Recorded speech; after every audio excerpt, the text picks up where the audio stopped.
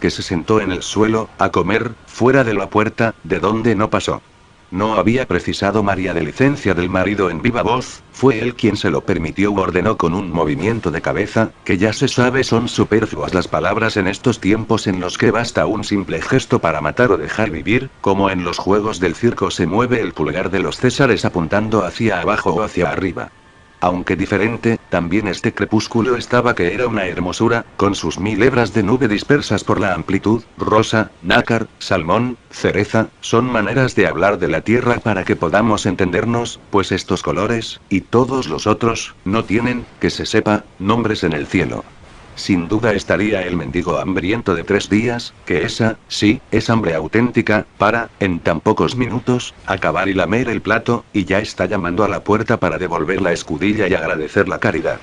María acudió a la puerta, el pobre estaba allí, de pie, pero inesperadamente grande, mucho más alto de lo que antes le había parecido, en definitiva es verdad lo que se dice, que hay enormísima diferencia entre comer y no haber comido, porque era como si al hombre, ahora, le resplandeciese la cara y chispeasen los ojos, al tiempo que las ropas que vestía, viejas y destrozadas, se agitaban sacudidas por un viento que no se sabía de dónde llegaba, y con ese continuo movimiento se confundía la vista hasta el punto de, en un instante, parecer los andrajos finas y suntuosas telas, lo que solo estando presente se creerá. Tendió María las manos para recibir la escudilla de barro, que, tal vez como consecuencia de una ilusión óptica realmente asombrosa, generada quizá por las cambiantes luces del cielo, era como si la hubieran transformado en un recipiente de oro más puro, y, en el mismo instante en que el cuenco pasaba de unas manos a las otras, dijo el mendigo con poderosísima voz, que hasta en esto el pobre de Cristo había cambiado, que el Señor te bendiga, mujer, y te dé todos los hijos que a tu marido plazcan, pero no permita el mismo Señor que los veas como a mí me puedes ver ahora, que no tengo, oh vida 1000 veces dolorosa, donde descansar la cabeza. María sostenía el cuenco en lo cóncavo de las 2 manos, cuenco sobre cuenco, como si esperase que el mendigo le depositara algo dentro, y él, sin explicación, así lo hizo, se inclinó hasta el suelo y tomó un puñado de tierra, después, alzando la mano, la dejó escurrir lentamente entre los dedos mientras decía con sorda y resonante voz, el barro al barro, el polvo al polvo, la tierra a la tierra, nada empieza que no tenga fin, todo lo que empieza nace de lo que se acabó. Se turbó María y preguntó, ¿eso qué quiere decir? Y el mendigo respondió, mujer, tienes un hijo en tu vientre y ese es el único destino de los hombres, empezar y acabar y empezar, ¿cómo has sabido que estoy embarazada? Aún no ha crecido el vientre y ya los hijos brillan en los ojos de las madres, si es así, debería mi marido haber visto en mis ojos el hijo que en mí generó, quizá él no te mira cuanto tú lo miras, y tú quién eres para no haber necesitado oírlo de mi boca, soy un ángel, pero no se lo digas a nadie. En aquel mismo instante, las ropas resplandecientes volvieron a ser andrajos, lo que era figura de titánico gigante se encogió y menguó como si lo hubiera lamido una súbita lengua de fuego y la prodigiosa transformación ocurrió al mismo tiempo, gracias a Dios, que la prudente retirada, porque ya se venía acercando José, atraído por el rumor de las voces, más sofocadas de lo que es habitual en una conversación lícita, pero sobre todo por la exagerada tardanza de la mujer. ¿Qué más quería ese mendigo?, preguntó, y María, sin saber qué palabras suyas podría decir, solo supo responder, del barro al barro, del polvo al polvo, de la tierra a la tierra, y nada empieza que no acabe, nada acaba que no empiece, fue eso lo que dijo él, sí, y también dijo que los hijos de los hombres brillan en los ojos de las mujeres, mírame, te estoy mirando, me parece ver un brillo en tus ojos, fueron palabras de José, y María respondió, será tu hijo. El crepúsculo se había vuelto azulado, iba tomando ya los primeros colores de la noche, veíase ahora que dentro del cuenco irradiaba como una luz negra que dibujaba sobre el rostro de María trazos que nunca fueron suyos, y los ojos parecían pertenecer a alguien mucho más viejo. ¿Estás encinta?, dijo José. Sí, lo estoy, respondió María, ¿por qué no me lo has dicho antes? Iba a decírtelo hoy, estaba esperando a que acabases de comer, y entonces llegó ese mendigo. Sí, ¿de qué más habló? Que el tiempo ha dado para mucho más, dijo que el Señor me concede todos los hijos que tú quieras. ¿Qué tienes ahí en ese cuenco para que brille de esa manera? Tierra tengo, el humus es negro, la arcilla verde, la arena blanca, de los 3 solo la arena brilla si le da el sol, y ahora es de noche, soy mujer, no sé explicarlo. Él tomó tierra del suelo y la echó dentro, al tiempo que dijo las palabras, la tierra a la tierra, sí. José abrió la cancela, miró a un lado y a otro. Ya no lo veo, ha desaparecido, dijo, pero María se adentraba tranquila en la casa, sabía que el mendigo, si era realmente quien había dicho, solo si quisiese se dejaría ver. Posó el cuenco en el pollo del horno, sacó del rescoldo una brasa con la que encendió el candil, soplándola hasta levantar una pequeña llama. Entró José, venía con expresión interrogativa, una mirada perpleja y desconfiada que intentaba disimular moviéndose con una lentitud y solemnidad de patriarca que no le caía bien siendo tan joven. Discretamente, procurando que no se viera demasiado, escrutó el cuenco, la tierra luminosa, componiendo en la cara una mueca de escepticismo irónico, pero si era una demostración de virilidad lo que pretendía, no le valió la pena. María tenía los ojos bajos, estaba como ausente. José, con un palito, revolvió la tierra, intrigado al verla oscurecerse cuando la removía y luego recobrar el brillo. Sobre la luz constante, como mortecina, serpenteaban rápidos centelleos. No lo comprendo, seguro que hay misterio en esto, o traía ya la tierra y tú creíste que la cogía del suelo, son trucos de magos, nadie ha visto nunca brillar la tierra de Nazaret. María no respondió, estaba comiendo lo poco que le quedaba de las lentejas con cebolla y de las gachas de garbanzos, acompañadas con un pedazo de pan untado de aceite. Al partir el pan, dijo, como está escrito en la ley, aunque en el tono modesto que conviene a la mujer, alabado seas tú, Adonai, nuestro Dios, Rey del universo, que haces salir el pan de la tierra.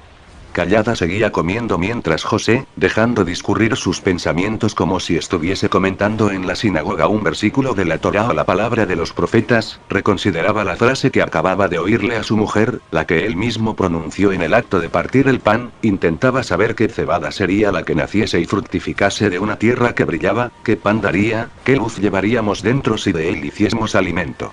¿Estás segura de que el mendigo cogió la tierra del suelo?, volvió a preguntar, y María respondió, sí, estoy segura, y no brillaba antes, en el suelo no brillaba.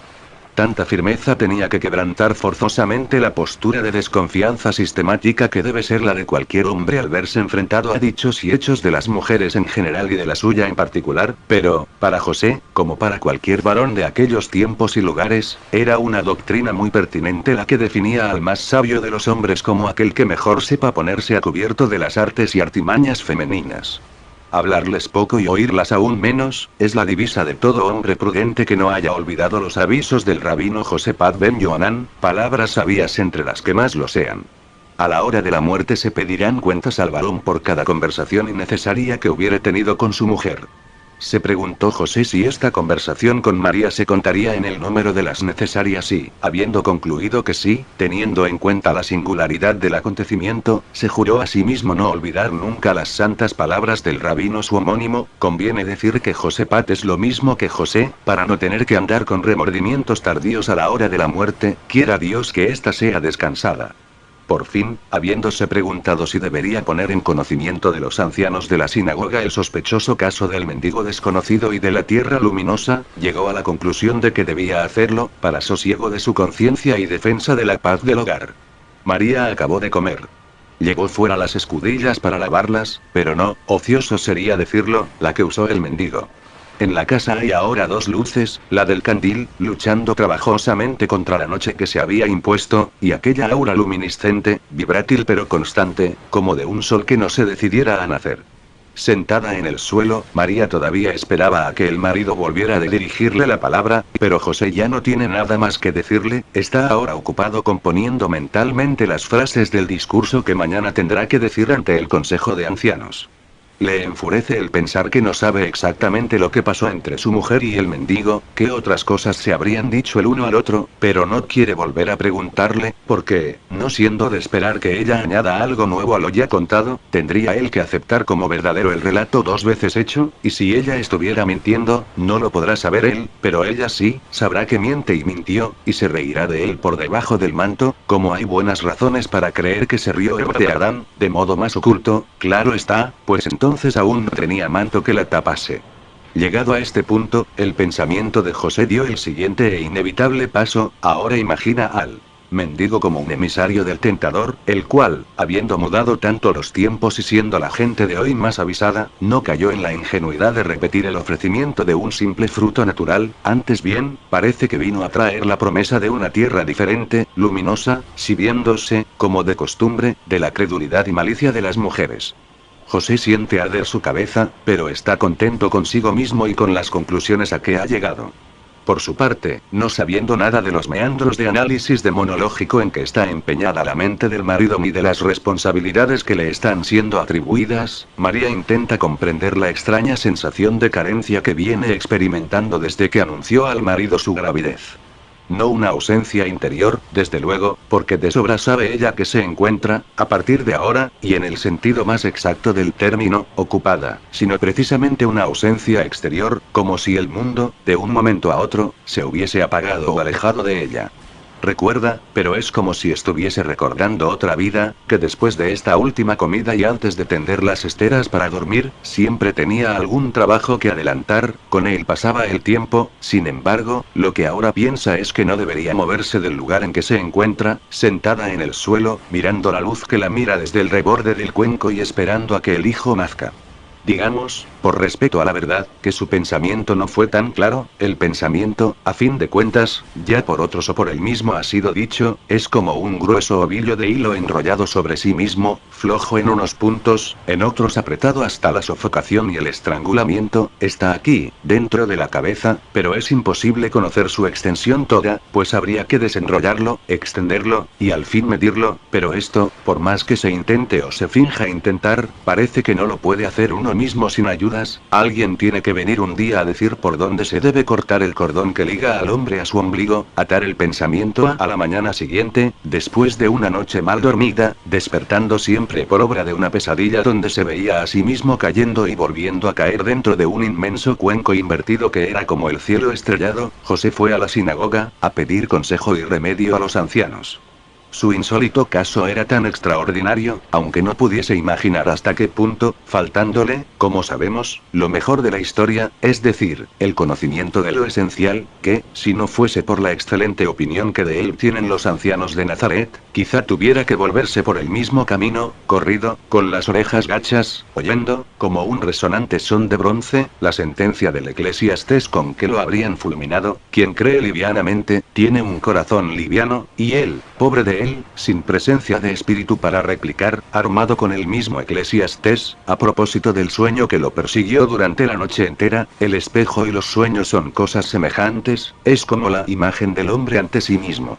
Terminado, pues, el relato, se miraron los ancianos entre sí y luego todos juntos a José, y el más viejo de ellos, traduciendo en una pregunta directa la discreta suspicacia del consejo, dijo: «Es verdad, entera verdad y solo verdad lo que acabas de contarnos», y el carpintero respondió: «Verdad, toda la verdad y nada más que la verdad, sea el Señor mi testigo». Debatieron los ancianos largamente entre ellos, mientras José esperaba aparte, y al fin lo llamaron para anunciarle que, dadas las diferencias que persistían acerca de los procedimientos más convenientes, adoptaron la decisión de enviar 3 emisarios a interrogar a María, directamente, sobre los extraños acontecimientos, averiguar quién era en definitiva aquel mendigo que nadie más había visto, qué figura tenía, qué exactas palabras pronunció, si aparecía regularmente por Nazaret pidiendo limosna, buscando de paso qué otras noticias podría dar la vecindad acerca del misterioso personaje.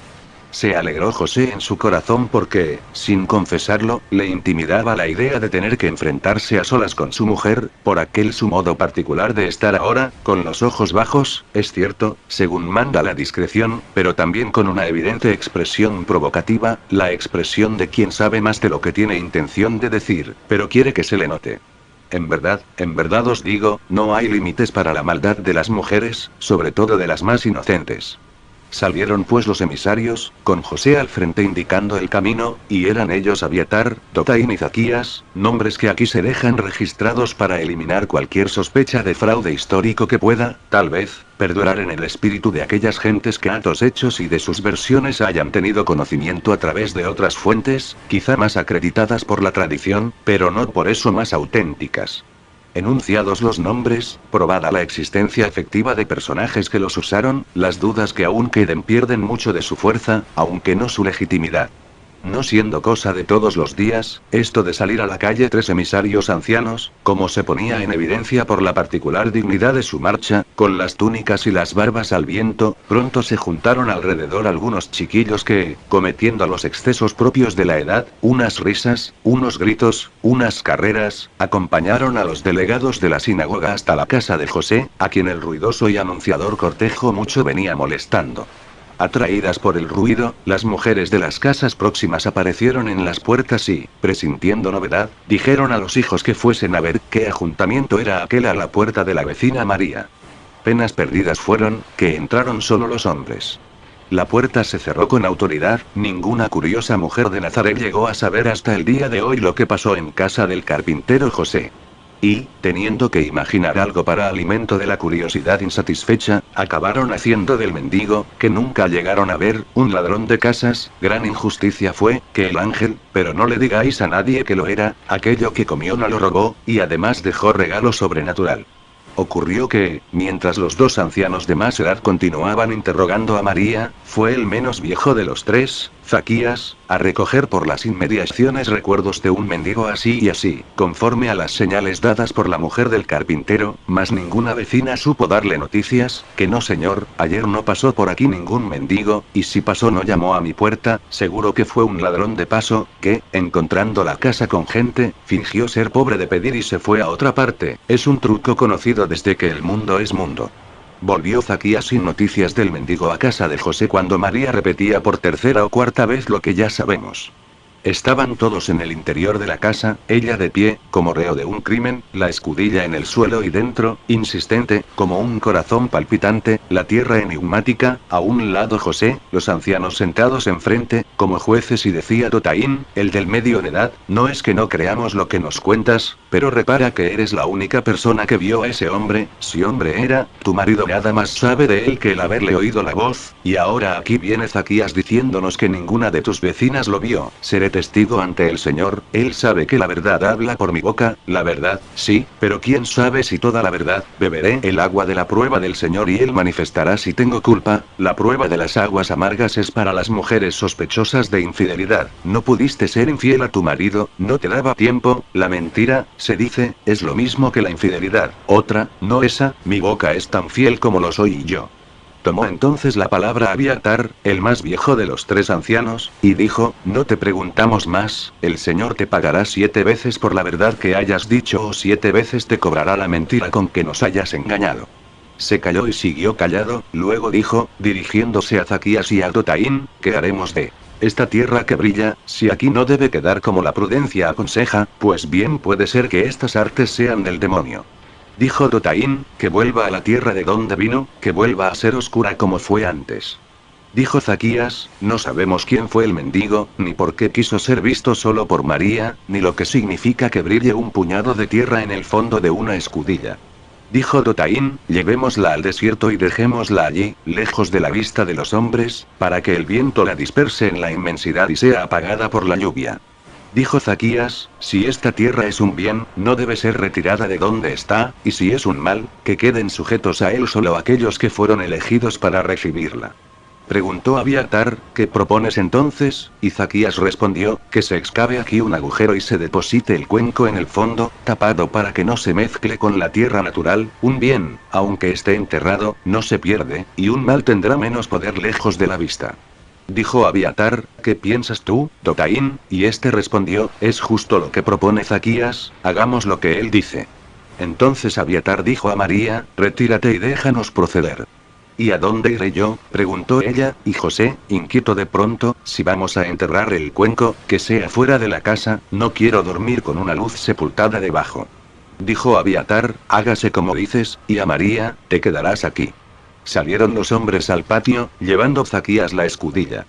Poco después se oyeron golpes de azadón, repetidos y duros, era José que estaba cavando, y pasados unos minutos la voz de Abiatar que decía, basta, ya tiene profundidad suficiente. María miró por la rendija de la puerta, vio al marido que tapaba la escudilla con un trozo curvo de una cántara rota y luego la bajaba, hasta donde le alcanzaba el brazo, al interior de la oquedad, después se levantó y tomando otra vez el azadón, echó dentro la tierra, alisándola, por último, con los pies. Los hombres todavía permanecieron algún tiempo en el patio, hablando unos con otros y mirando la mancha de tierra fresca, como si acabasen de esconder un tesoro y quisieran clavar en su memoria el lugar donde lo habían ocultado. Pero no era de esto de lo que hablaban, porque de pronto se oyó más fuerte la voz de Zaquías, en tono que parecía de reprensión sonriente: vaya carpintero que me has salido, José, que ni eres capaz de hacer una cama, ahora que tienes a la mujer grávida. Se rieron los otros, y José con ellos, un tanto por complacerlos, como alguien cogido en falta y que quiere hacer como si no. María los vio encaminándose hacia la cancela y salir, y ahora, sentada en el pollete del horno, paseaba los ojos por la casa buscando un sitio donde poner la cama, si el marido se decidía a hacerla. No quería pensar en la escudilla de barro ni en la tierra luminosa, tampoco quería pensar si el mendigo sería realmente un ángel o un farsante que pretendió divertirse a costa suya. Una mujer, si le prometen una cama para su casa, lo que debe hacer es pensar dónde quedará mejor. Fue en el paso de los días del mes de Tammuz a los del mes de Av, ya se vendimiaba la uva y los primeros higos maduros empezaban a pintar entre la sombra verde de las ásperas parras, cuando estos acontecimientos ocurrieron, unos corrientes y habituales, como el que un hombre se acerque carnalmente a su mujer y pasado el tiempo diga ella a él: estoy encinta; otros en verdad extraordinarios, como fue que las primicias del anuncio correspondieran a un mendigo que, con toda razón y probabilidad, nada tendría que ver en el caso, siendo solo autor del hasta ahora inexplicable prodigio de la tierra luminosa, depositada fuera de alcance e investigación por la desconfianza de José y la prudencia de los. Van llegando los grandes calores, los campos están pelados, todo es rastrojo y aridez. Nazaret es una aldea parda rodeada de silencio y soledad en las sofocantes horas del día, a la espera de que llegue la noche estrellada para que se pueda oír el respirar del paisaje oculto por la oscuridad y la música que hacen las esferas celestes al deslizarse unas sobre otras. Tras la cena, José iba a sentarse al patio, en el lado derecho de la puerta, a tomar el aire. Le gustaba notar su soplo en la cara y sentir en las barbas la primera brisa refrescante del crepúsculo. Cuando ya todo estaba oscuro, venía también María a sentarse en el suelo, como el marido, pero del otro lado de la puerta, y allí se quedaban los dos, un hablar, oyendo los rumores de la casa de los vecinos, la vida de las familias, que ellos aún no eran, faltándoles los hijos. Dios quiera que sea niño, pensaba José algunas veces a lo largo del día, y María pensaba: Dios quiera que sea niño, pero las razones por las que esto pensaba no eran las mismas. Crecía el vientre de María sin prisa, pasaron semanas y meses sin que se notara a las claras su estado y, no siendo ella de darse mucho con las vecinas, por modesta y discreta que era, fue general la sorpresa en la vecindad, como si hubiese aparecido gorda de la noche al día. Es posible que el silencio de María tuviese otra y más secreta razón, la de que nunca pudiera establecerse una relación entre su estado y el paso del mendigo misterioso, precaución esta que solo nos parecerá absurda sabiendo cómo ocurrieron las cosas, si no se diera el caso de que, en horas de relajamiento de cuerpo y espíritu, María llegara a preguntarse: ¿pero por qué, Dios santo?, al mismo tiempo aterrada por la insensatez de la duda y alterada por un estremecimiento íntimo, sobre quién sería, real y verdadero, el padre de la criatura que dentro de sí se iba formando. Sabido es que las mujeres, en su estado interesante, son dadas a antojos y fantasías, a veces mucho peores que esta, que mantendremos en secreto para que no caiga mancha en la buena fama de la futura madre.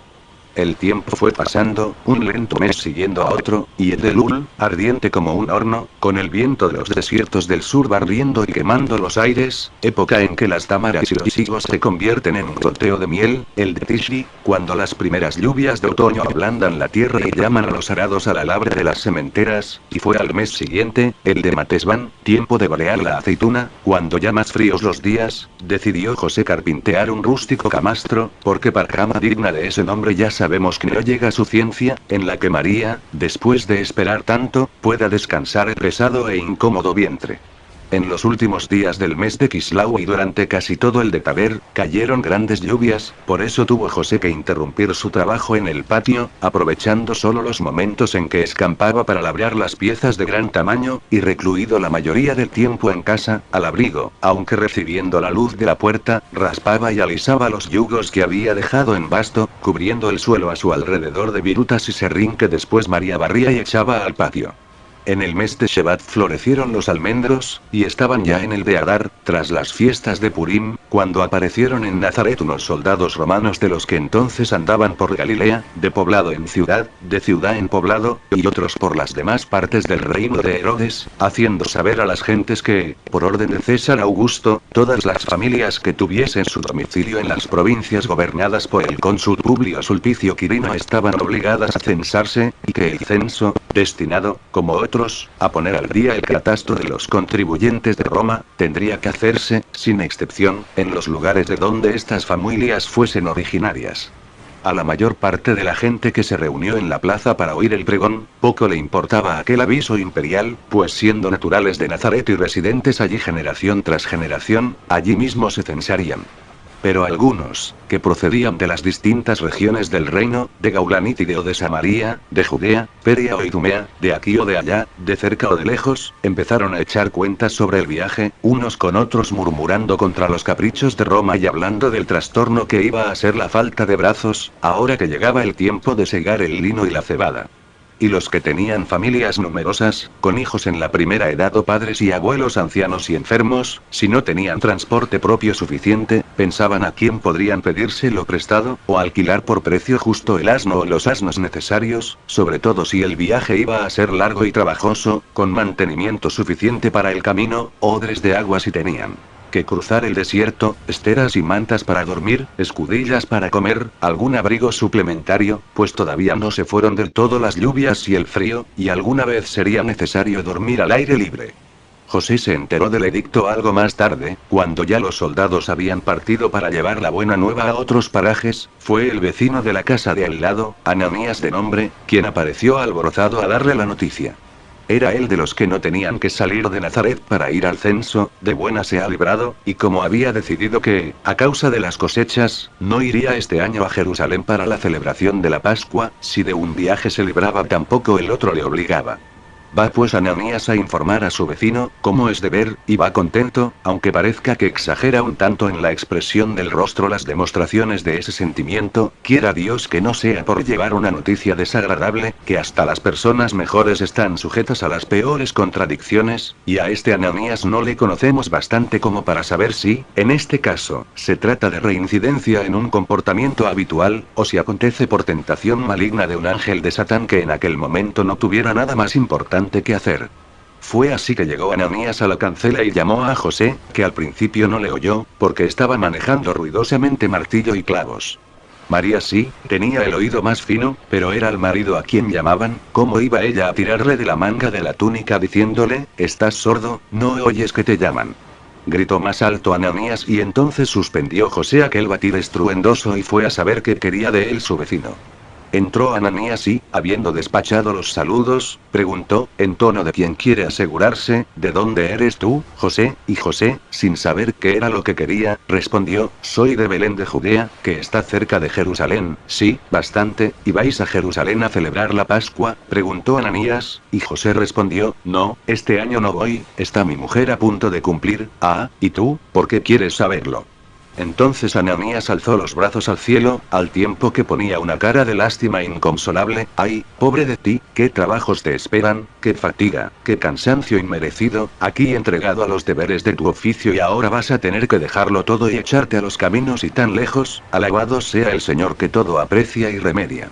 No quiso José quedarse atrás en cuanto a demostraciones de piedad, y, sin indagar aún las causas de los lloriqueos del vecino, dijo, el Señor, si quiere, me remediará a mí también. Y Ananías, sin bajar la voz, sí, al Señor nada le es imposible, todo lo conoce y todo se le alcanza, así en la tierra como en el cielo, alabado sea Él por toda la eternidad. Pero en este caso de ahora, que Él me perdone, no sé si podrá valerte, que estás en manos del César. ¿Qué quieres decir? Que han llegado unos soldados romanos pasando aviso de que antes del último día del mes de Nisán todas las familias de Israel tendrán que censarse en sus lugares de origen, y tú, pobre, que eres de tan lejos. Antes de que José tuviera tiempo de responder, entró en el patio la mujer de Ananías, Chua de nombre, y, yéndose directa a María, expectante en el umbral, empezó a lloriquear como antes el marido. Ay, pobrecilla, pobrecilla, ay qué lástima, ¿qué será de ti? A punto de dar a luz y tendrás que ir quién sabe a dónde, a Belén de Judea, informó el marido. Uy, qué lejos está eso, exclamó Chua, y no era hablar por hablar, pues una de las veces que fue en peregrinación a Jerusalén bajó hasta Belén, allí al lado, para orar ante la tumba de Raquel. María no respondió, esperaba que hablase antes su marido, pero José estaba furioso. Una noticia de tanta importancia tendría que haber sido él quien la comunicara a su mujer, de primera mano, usando las palabras adecuadas y el tono justo, no con aquellos aspavientos, los vecinos metiéndoseles en la casa, con esos modos. Para disimular su contrariedad, dio al rostro una expresión de compuesta sensatez y dijo, cierto es que Dios no siempre quiere poder lo que puede César, pero César nada puede donde solo Dios puede. Hizo una pausa, como si necesitara penetrarse del sentido profundo de las palabras que acababa de pronunciar, y añadió, celebraré la Pascua en casa, como tenía dispuesto, e iré a Belén, visto que así tiene que ser, y si el Señor lo permite, estaremos de vuelta a tiempo de que María dé a luz en casa, pero si, al contrario, no lo quiere el Señor, entonces mi hijo nacerá en la tierra de sus antepasados, eso si no nace en el camino, murmuró Chua, pero no tan bajo que no la oyera José, que dijo, muchos han sido los hijos de Israel que han nacido en el camino, el mío será uno más. La sentencia era de peso, irrefutable, y como tal la recibieron Ananías y su mujer, mudos de pronto. Vinieron para confortar a los vecinos por la contrariedad de un viaje forzado, y para complacerse en su propia bondad, y ahora les parecía que los ponían en la calle, sin ceremonia. Entonces María se acercó a Chua y le dijo que entrara en casa, que quería pedirle consejo sobre una lana que tenía para cardar, y José, queriendo enmendar la sequedad con que había hablado, dijo a Ananías, te ruego, como buen vecino, que durante mi ausencia veles por mi casa, porque, incluso ocurriendo todo de la mejor manera, nunca estaré de vuelta antes de un mes, contando el tiempo del viaje, más los 7 días de aislamiento de la mujer, o lo que se le añada a esto si nace una hija, que no lo permita el Señor. Respondió Ananías que sí, que quedase descansado, que de la casa cuidaría como si suya fuera, y preguntó, se le ocurrió de repente, no lo había pensado antes, ¿querrás tú, José, honrarme con tu presencia en la celebración de la Pascua, reuniéndote con mis parientes y amigos puesto que no tienes familia en Nazaret, ni tu mujer la tiene tampoco desde que murieron sus padres, tan avanzados ya en edad cuando ella nació que aún hoy anda la gente preguntándose cómo fue posible que Joaquín engendrara en Ana una hija? Dijo José, risueñamente reprensivo, Ananías, ¿recuerda aquello que murmuró Abraham para sí, incrédulo, cuando el Señor le anunció que le daría descendencia, si podría un niño nacer de un hombre de 100 años y si una mujer, de 90, sería capaz de tener hijos, aunque Joaquín y Ana no estaban en tan provecta edad como la de Abraham y Sara en aquellos días, y por lo tanto mucho más fácil le habrá sido a Dios, aunque para él no hay nada imposible, suscitar entre mis suegros un retoño. Dijo el vecino, eran otros tiempos, el Señor se manifestaba en presencia todos los días, no solo en sus obras, y José respondió, fuerte en razones de doctrina, Dios es el tiempo mismo, vecino Ananías, para Dios el tiempo es todo uno, y Ananías se quedó sin saber qué respuesta dar. No era ahora el momento de traer a colación la controvertida y nunca resuelta polémica acerca de los poderes, tanto los consustanciales como los delegados, de Dios y de César. Al contrario de lo que podrían parecer estos alardes de teología práctica, José no se había olvidado del inesperado convite de Ananías para celebrar con él y los suyos la Pascua, aunque no quiso demostrar demasiada prisa en aceptar, como de inmediato decidió, bien se sabe que es muestra de cortesía y buen nacimiento recibir con gratitud los favores que nos hacen, aunque también sin exagerar el contento, no vayan a pensar que estamos a la espera de más. Se lo agradecía ahora, alabándole los sentimientos de generosidad y buen vecino, justo cuando salía Chua de la casa trayendo consigo a María, a quien decía, qué buena mano tienes para cardar, mujer, y María se ponía colorada, como una doncella, porque la estaban alabando delante del marido. Un buen recuerdo que María guardó siempre ata Pascua tan prometedora fue el de no haber tenido que participar en la preparación de las comidas y que la hubieran dispensado de servir a los hombres. La solidaridad de las otras mujeres le ahorró este trabajo. No te canses, que apenas puedes contigo, fue lo que le dijeron, y debían de saberlo bien, pues casi todas eran madres de hijos. Se limitó, o poco más, a atender a su marido, que estaba sentado en el suelo como los otros hombres, inclinándose para llenarle el vaso o renovarle en el plato las rústicas mantenencias, el panácimo, la tajada de cordero, las hierbas amargas, y también unas galletas hechas de la molienda de saltamontes secos, bocado que Ananías apreciaba mucho por ser tradición de su familia, pero ante el que torcían la nariz algunos invitados, aunque avergonzados de tan mal disimulada repugnancia, pues en su fuero íntimo se reconocían indignos del ejemplo edificante de cuantos profetas, en el desierto, hicieron de la necesidad virtud y del saltamontes maná. Hacia el fin de la cena, la pobre María se sentó en la puerta, con su gran vientre posado sobre la raíz de los muslos, bañada en sudor, sin oír apenas las risas, los dichos, las historias y el recitado constante de las escrituras, sintiéndose, cada momento que pasaba, a punto de abandonar definitivamente el mundo, como si colgara de un hilillo que fuese su último pensamiento, un puro pensar sin objeto ni palabras, solo saber qué se está pensando y no poder saber en qué y para qué. Despertó sobresaltada, porque en el sueño, súbitamente, llegando de una tiniebla mayor, apareció ante ella el rostro del mendigo, y después aquel su gran cuerpo cubierto de andrajos, el ángel, si ángel era, había entrado en su sueño sin anunciarse, ni siquiera por un fortuito recuerdo, y estaba allí mirándola, con aire absorto, tal vez también con una levísima expresión de interrogativa curiosidad, o ni siquiera eso, que el tiempo de verlo llegó y pasó, y ahora el corazón de María palpitaba como un pajarillo asustado, ella no sabía si era de miedo o porque alguien le dijo al oído una inesperada y embarazosa palabra. Los hombres y los muchachos seguían sentados en el suelo y las mujeres iban y venían jadeantes ofreciéndoles los últimos alimentos, pero ya se notaban las señales de saciedad, solo el rumor de las conversaciones, animadas por el vino, había subido de tono. María se levantó y nadie reparó en ella. Era ya de noche, la luz de las estrellas, en el cielo limpio y sin luna, parecía causar una especie de resonancia, un zumbido que rozaba las fronteras de lo inaudible, pero que la mujer de José podía sentir en la piel, y también en los huesos, de un modo que no sabría explicar, como una suave y voluptuosa convulsión que no acabara de resolverse. María atravesó el patio y miró fuera. No vio a nadie. La cancela de la casa, al lado, estaba cerrada, igual que la dejó, pero el aire se movía como si alguien acabara de pasar por allí, corriendo, o volando, para no dejar de su paso más que una fugaz señal que otros no sabrían entender. Pasados que fueron 3 días, después de acordar con los clientes que le habían encargado obras que tendrían que esperar a su regreso, hechas las despedidas en la sinagoga y confiada la casa y los bienes visibles que contenía a los cuidados del vecino Ananías, partió de Nazaret el carpintero José con su mujer, camino de Belén, a donde va para censarse, y ella también, de acuerdo con los decretos llegados de Roma. Sí, por un atraso en las comunicaciones o fallo en la traducción simultánea, aún no ha llegado al cielo la noticia de tales órdenes. Muy asombrado deberá estar el Señor Dios al ver tan radicalmente transformado el paisaje de Israel, con gente que viaja en todas direcciones, cuando lo propio y natural, en estos días inmediatos a la Pascua, sería que la gente se desplazase, salvo justificadas excepciones, de un modo por así decir centrífugo, tomando el camino de casa desde un punto central, sol terrestre u ombligo luminoso, de Jerusalén hablamos, claro está.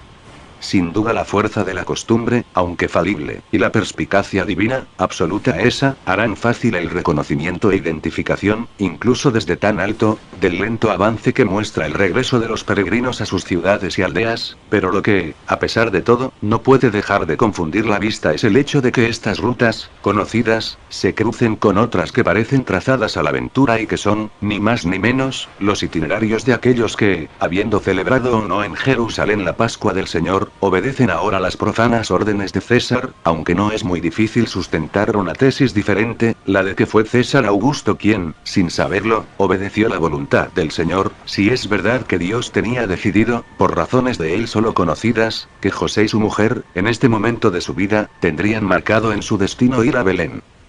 Extemporáneas y fuera de propósito a primera vista, estas consideraciones deben ser recibidas como pertinentísimas, puesto que gracias a ellas nos será posible llegar a la invalidación objetiva de aquello que a algunos espíritus tanto les agradaría hallar aquí. Por ejemplo, imaginar a nuestros viajeros, solos, atravesando aquellos parajes inhóspitos, aquellos descampados inquietantes, sin un alma próxima y fraterna, confiados solo a la misericordia de Dios y al amparo de los ángeles. Ahora bien, inmediatamente después de salir de Nazaret se puede ver que no va a ser así, pues con José y María viajan otras dos familias, de las numerosas, en total, entre viejos, adultos y chiquillos, unas 20 personas, casi una tribu. Cierto es que no se dirigen a Belén, una de ellas se quedará a mitad del camino, mucha más al sur, hasta Beersheba, pero aunque hayan de separarse antes, porque vayan más deprisa unos que los otros, posibilidad siempre razonable, seguirán apareciendo en el camino nuevos viajeros, sin contar con los que vendrán andando en sentido contrario, quizá, quién sabe, a censarse en Nazaret, de donde ahora salen estos. Los hombres caminan delante, formando un grupo, y con ellos van los chicos que han cumplido ya 13 años, mientras que las mujeres, las niñas y las viejas, de todas las edades, forman otro confuso grupo allá atrás, acompañadas por los chiquillos pequeños. En el momento en que iban a ponerse en camino, los hombres, en coro solemne, alzaron la voz para pronunciar las oraciones propias del caso, repitiéndolas las mujeres discretamente, casi en sordina, aprendido tienen que de nada vale que clame quien pocas esperanzas tiene de ser oído, aunque no pida nada y solo esté alabando. Entre las mujeres, la única que va encinta, y tan adelantada, es María, y sus dificultades son tales que de no haber dotado la providencia de una paciencia infinita a los asnos que creó, y de no menor fortaleza, a los pocos pasos ya esta otra pobre criatura habría rendido el ánimo, rogando que la dejasen allí, a la orilla del camino, a la espera de su hora, que sabemos va a ser en breve, a ver dónde y cuándo, pero no es esta gente aficionada a las apuestas, que sería en este caso cuándo y dónde nacerá el hijo de José, sensata religión esta que prohibió el azar. Mientras llega el momento, y durante el tiempo que aún tenga que padecer la espera, la embarazada podrá contar, más que con las pocas y distraídas atenciones de su marido, entretenido como va en la conversación de los hombres, podrá contar, decíamos, con la probada mansedumbre y los dóciles lomos del animal, que va echando de menos, sin mudanzas de vida y carga que pueden llegar al entendimiento de un asno, los golpes de vergajo, y sobre todo que le consientan caminar sin prisas, con su paso natural, suyo y de sus semejantes, que algunos como él van en la jornada. Por causa de esta diferencia, se retrasa de veces el grupo de las mujeres y, cuando tal acontece, los hombres, desde delante, se paran y permanecen a la espera de que ellas se aproximen, pero no tanto que lleguen a reunirse unas y otros, estos llegan incluso hasta el punto de fingir que se han parado solo a descansar. No hay duda de que el camino a todos sirve, pero ya se sabe que donde cantan gallos no pían las gallinas, si acaso cacarean cuando han puesto un huevo, así lo ha impuesto y proclamado la buena ordenación del mundo en que nos cuadró vivir.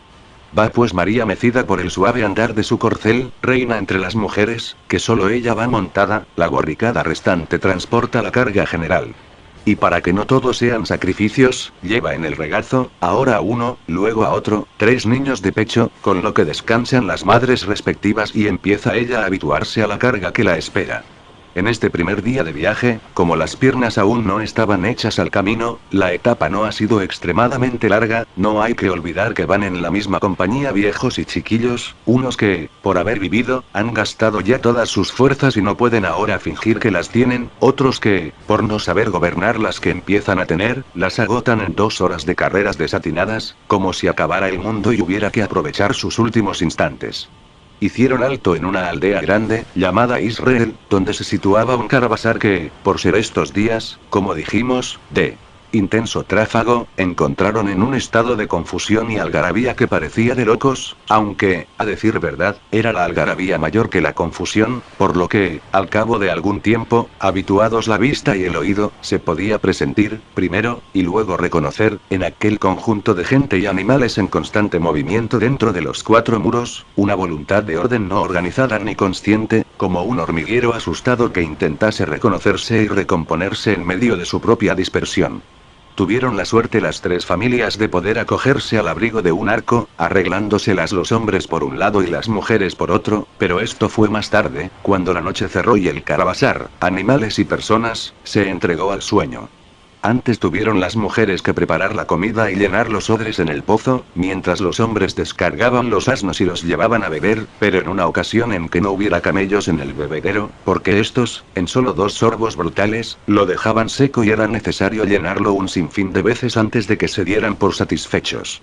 Al cabo, dispuestos los asnos en el comedero, se sentaron los viajeros a cenar, empezando por los hombres, que las mujeres ya sabemos que en todo son secundarias, basta recordar una vez más, y no será la última, que Eva fue creada después que Adán y de una costilla suya, cuando aprenderemos que hay ciertas cosas que solo comenzaremos a entender cuando nos dispongamos a remontarnos a las fuentes. Después de que los hombres cenaran y mientras las mujeres, allá en un rincón, se alimentaban con las sobras, ocurrió que un anciano entre los ancianos, que viviendo en Belén iba a censarse a Ramalá y se llamaba Simeón, usando de la autoridad que le confería la edad y de la sabiduría que se cree es su efecto, interpeló a José sobre cómo pensaba que habría que proceder si se verificaba la posibilidad, obviamente razonable, de que María, pero no pronunció su nombre, no diera a luz antes del último día del plazo impuesto para el censo. Se trataba, evidentemente, de una cuestión académica, si tal palabra es adecuada al tiempo y al lugar, porque solo a los agentes del censo, instruidos en las sutilezas procesales de la ley romana, cabría decidir sobre casos tan altamente dudosos como este de presentarse una mujer con una barriga tan abultada en las oficinas del censo, venimos a inscribirnos, y no es posible averiguar, in loco, si lleva dentro varón o hembra, sin hablar ya de la nada desdeñable probabilidad de una camada de gemelos del mismo o de ambos sexos. Como perfecto judío que se preciaba de ser, tanto en la teoría como en la práctica, jamás el carpintero pensaría en responder, usando de la simple lógica occidental, que no es a aquel que tiene que soportar una ley a quien incumbe suplir los fallos que en ella se encuentren, y que si Roma no fue capaz de prever estas y otras hipótesis, será porque está mal servida de legisladores y hermeneutas. Colocado, pues, ante la difícil cuestión, José se detuvo a pensar, buscando en su cabeza el modo más sutil de darle respuesta, una respuesta que, demostrando a la asamblea reunida en torno a la fogata sus dotes de argumentador, fuese, al mismo tiempo, formalmente brillante. Finalizada la sufrida reflexión, y alzando lentamente los ojos que, en el tiempo que duró la gestación de la respuesta, mantuvo fijos en las ondeantes llamas de la hoguera, dijo el carpintero, si llegado el último día del censo no hubiera nacido aún mi hijo, será porque el Señor no quiere que los romanos sepan de él y lo pongan en sus listas. Dijo Simeón, fuerte presunción la tuya, que así te arrogas la ciencia de lo que el Señor quiere o no quiere.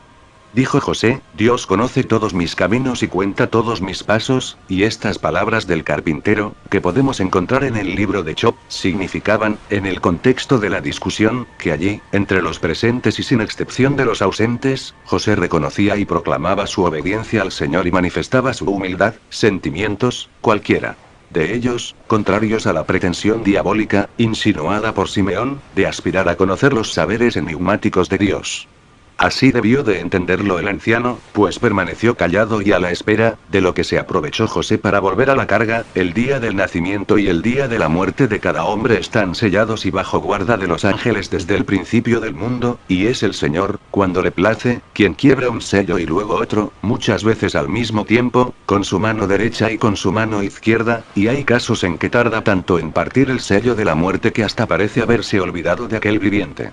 Hizo una pausa, vaciló un momento, pero remató luego, sonriendo con malicia, quiera Dios que esta charla no haga que se acuerde de ti. Se rieron los circunstantes, pero a escondidas, porque era manifiesto que el carpintero no había sabido guardar, entero, el respeto que a un anciano se debe, aun cuando la inteligencia y la sensatez, por efecto de la edad, no abunden ya en sus juicios.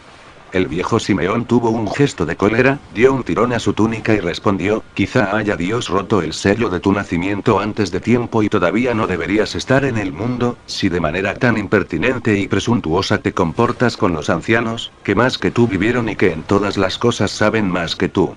Dijo José, Simeón, me preguntaste cómo se debería proceder si mi hijo no hubiera nacido antes del último día del censo y la respuesta a la pregunta no podía dártela yo, porque no conozco la ley de los romanos, ¿cómo? Según creo, tampoco tú la conoces, no la conozco, entonces te dije, sé lo que dijiste, no te canses en repetírmelo, fuiste tú quien empezó a hablarme con palabras impropias cuando me preguntaste quién me creía para pretender conocer la voluntad de Dios antes de ser manifestada, si yo te ofendí luego, te ruego que me perdones, pero la primera ofensa vino de ti, recuerda que, siendo anciano y por eso mi maestro, no puedes dar el ejemplo de la. Alrededor de la hoguera hubo un discreto murmullo de aprobación, el carpintero José, claramente, llevaba la victoria en el debate, a ver ahora con qué sale Simeón, qué respuesta le da. Y he aquí como lo dijo, sin espíritu ni imaginación, por deber de respeto, no tenías más que responder a mi pregunta, y José dijo, si te respondiese como querías, pronto quedaría al descubierto la vanidad de la cuestión, tendrás que admitir, por mucho que te cueste, que lo que yo hice fue mostrarte el mayor respeto, facilitándote, aunque no lo quisiste entender, la oportunidad de discurrir sobre un tema que a todos interesaría, es decir, si querría o podría el Señor, alguna vez, esconder su pueblo ante los ojos del enemigo. Ahora estás hablando del pueblo de Dios como si fuese tu hijo no nacido, no pongas en mi boca, Simeón, palabras que no he dicho ni diré, y escucha lo que es para ser comprendido de una manera y lo que es para ser comprendido de otra. A esta tirada no respondió ya Simeón. Se levantó el corro y fue a sentarse en el lugar más oscuro, acompañado de otros hombres de la familia, obligados por la solidaridad de la sangre, pero, en lo más íntimo, despechados por la tristísima figura que el patriarca había hecho en aquellas justas verbales.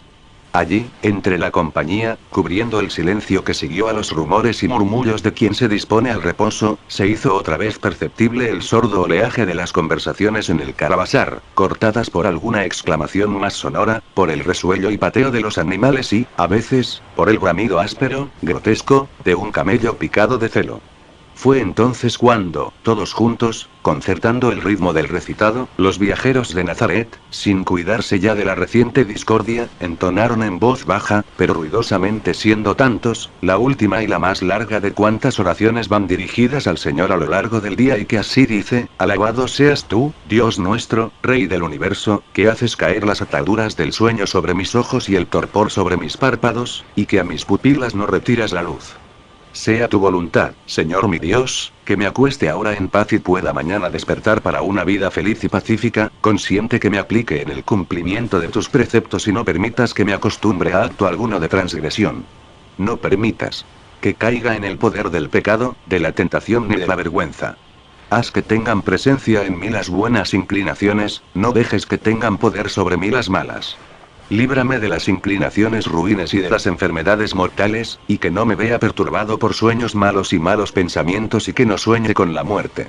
Pasados pocos minutos, ya los más justos, si no los más cansados, dormían, algunos tuvieron que esperar mucho, allí estaban, sin otro abrigo la mayoría que sus propias túnicas, solo los viejos y los chiquillos, frágiles unos y otros, gozaban del conforto de un paño grueso o de una escasa manta. Al faltarle el alimento, la hoguera se consumía, unas llamas desmayadas danzaban aún sobre el último leño recogido de camino para este útil fin. Bajo el arco que abrigaba a las gentes de Nazaret, todos dormían. Todos, con excepción de María. Al no poder tumbarse por causa de la incomodidad del vientre, que a la vista más parecía contener un gigante, se reclinó en unas alforjas buscando amparo para sus martirizados riñones.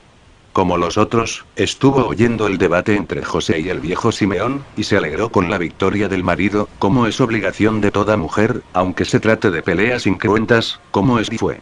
Pero ya estaba barrido de su memoria el motivo de la discusión, o es que el recuerdo del debate se había sumergido entre las sensaciones que dentro de su cuerpo iban y venían, igual que las marcas del océano, nunca visto, pero del que alguna vez oyó hablar, fluyendo y refluyendo, entre el ansioso choque de las olas que eran los movimientos del hijo, movimientos singulares, como si estando dentro de ella quisiera levantarla, a pulso, sobre sus hombros. Solo los ojos de María estaban abiertos, brillando en la penumbra, y siguieron brillando incluso cuando la hoguera se apagó del todo, pero nada de extraño tiene esto, les sucede a todas las madres desde el principio del mundo, aunque nosotros lo supiéramos definitivamente cuando a la mujer del carpintero José se le apareció un ángel, que lo era, según su propia declaración, a pesar de venir en figura de mendigo itinerante. También en el caravasar cantaban gallos en la fresca madrugada, pero los viajeros, mercaderes, arrieros, conductores de camellos, urgidos por sus obligaciones, apenas esperaron el primer canto, y muy temprano empezaron los preparativos de la jornada, cargando las bestias con sus haberes y teneres propios, o con las mercaderías del negocio. De este modo levantaban en el campo un barullo que dejaba pequeña a la vista, o a los oídos mejor, para usar la palabra exacta, la algarabía de la víspera.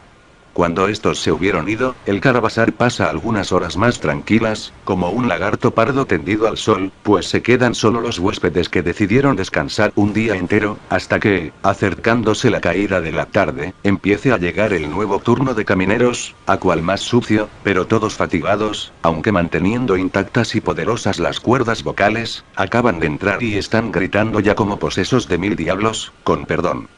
Que la compañía de Nazaret vaya engrosada desde aquí es algo que no debe sorprender a nadie. Se juntaron 10 personas más, mucho se engaña quien imagine que esta tierra es un desierto, mayormente en época tan festiva, de censos y de Pascuas, conforme fue explicado.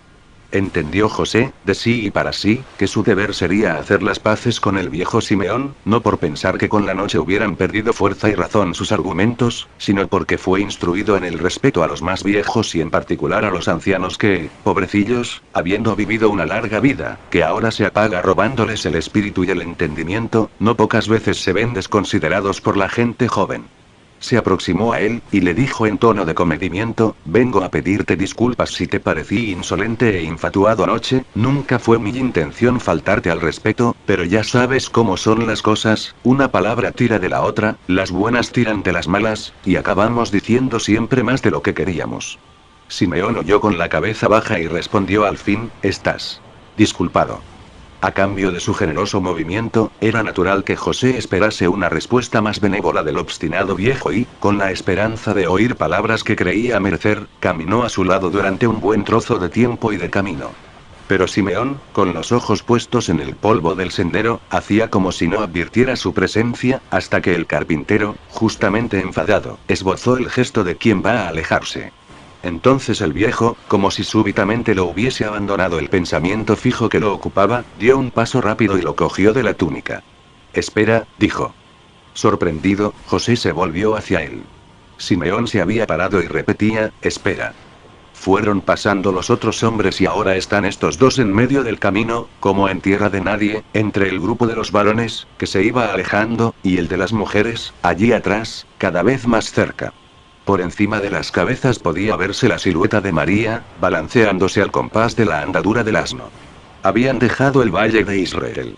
La senda, ladeando cerros, vencía dificultosamente la primera cuesta, para embreñarse en los montes de Samaria, por el lado de poniente, a lo largo de los cerros áridos tras los que, cayendo hacia el Jordán y arrastrando en dirección sur su rasero ardiente, el desierto de Judea quemaba y requemaba la antiquísima cicatriz de una tierra que, siendo prometida a unos, nunca sabría a quién entregarse.